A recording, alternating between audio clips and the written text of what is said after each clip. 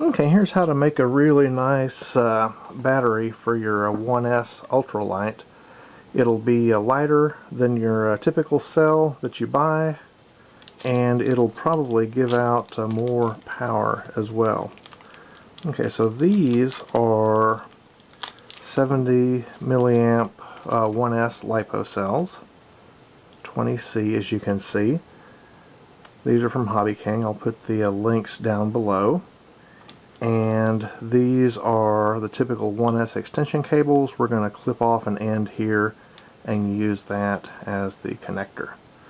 So first, let's double check the battery is good. Now keep in mind that as you're doing all this work, you're working on a live circuit, so be really careful, don't short the battery out, because these little tiny batteries don't have much leeway. Okay, there. Okay, we got 3.9 volts, so the battery looks plenty good.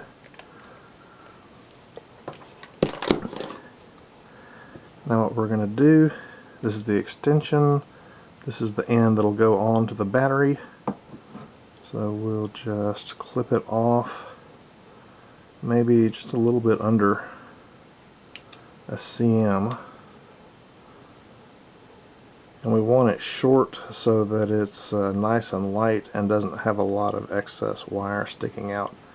And we'll trim off about 2-3 mm of insulation.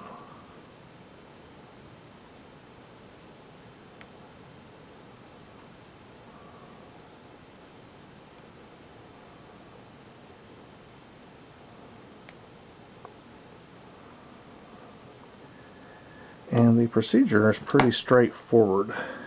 Okay, number one, make sure you've got the positive and negative leads matching up to what's on the battery. Then we'll take our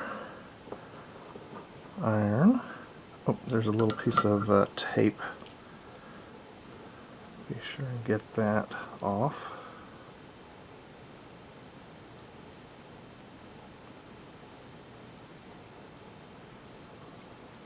There we go. And get that all nice and flattened out. And then what we'll do is we're just going to tin the solder tabs with a nice little blob of solder.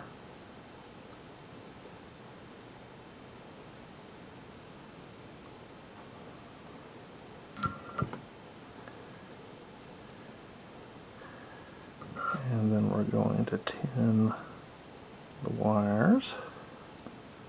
Oops.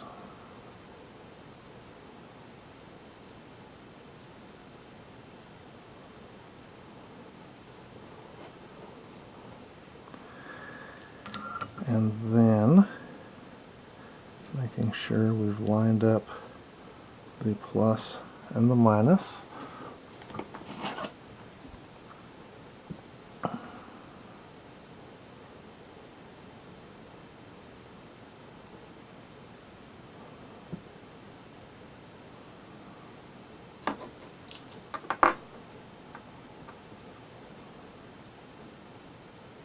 And just lay that down like that, and attach those, one on each side. And since basically all you're doing is melting the solder together from the tins you've already made, it's a pretty straightforward process if you get it lined up nicely.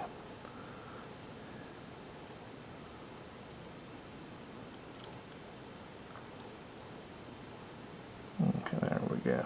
It's going to need a little bit more solder. Let me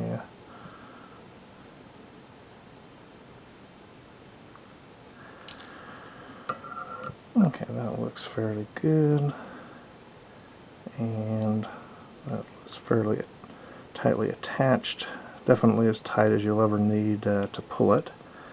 Now you can't use shrink wrap if you make the leads that small. So what you can use is liquid tape, which for our purposes comes with a ridiculously enormous brush. But we'll just get a little bit on just some piece of scrap cardboard, and then we'll just kind of dab it onto each side, making sure that we've got all of the wires covered and also all the tab covered. Now on that second wire I'm off by a tiny bit, but it doesn't really matter. It comes in black and red, the liquid tape, but I don't think that really matters much as well. Get a tiny little bit onto the very end here.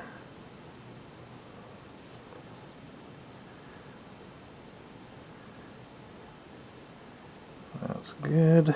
And then into the trash.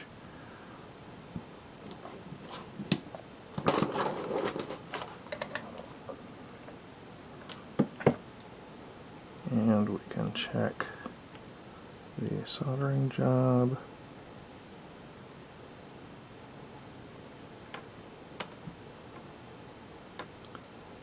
Let's wait till that dries a little bit. Here's one that I did a bit earlier. You can see it dries pretty nicely.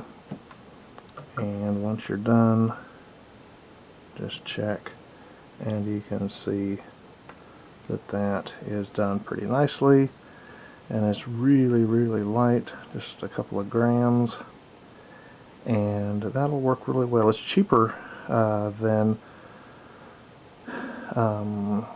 it's almost as cheap as buying the ready-made Turnigies, and it's definitely cheaper than buying the 70 milliamp hour size from E-Flite or something, like a third or a fourth of the cost.